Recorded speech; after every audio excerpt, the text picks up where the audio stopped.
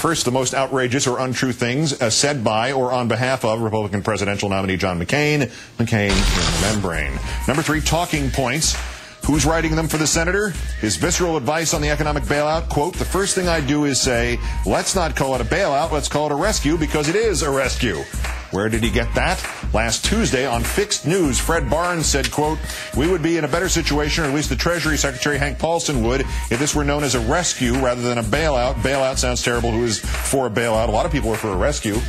Not only is McCain getting his talking points from Fox Noise, but judging by how slowly he is employing them, they're evidently being sent by ground mail. Number 2, McCain versus the Antichrist. The Republican chairwoman for Dutchess County, New York, confirms that she forwarded an email to more than 24 McCain supporters. The email makes an oblique reference to Senator Obama and asks whether or not he is the biblical Antichrist.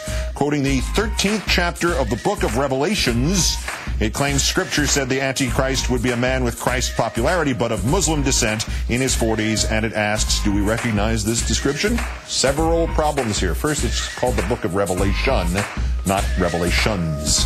Second, there is no such description in that book or any other part of the Bible. And third, to their credit, several Republican leaders in the area around Beacon, New York, were offended, demanded the resignation of Corinne Weber, who claims she didn't read the email, she just forwarded it.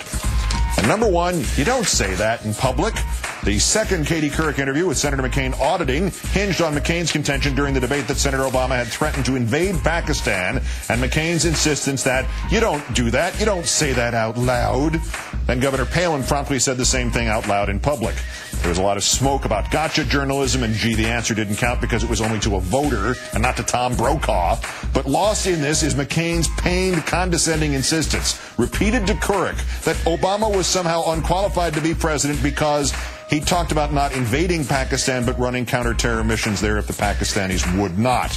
In October 2001, McCain was asked about our action in Afghanistan and this country's statement at the UN that we were reserving the right to strike elsewhere in the region. He said, very obviously, Iraq is the first country, but there are others, Syria, Iran, the Sudan.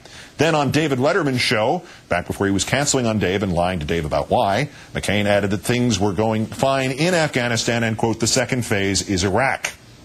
The senator's crass hypocrisy is entertaining on some levels, but in a more serious vein, it emphasizes that his phrase, you don't do that, you don't say that out loud, might be best applied by Senator McCain to anything that comes into his own head.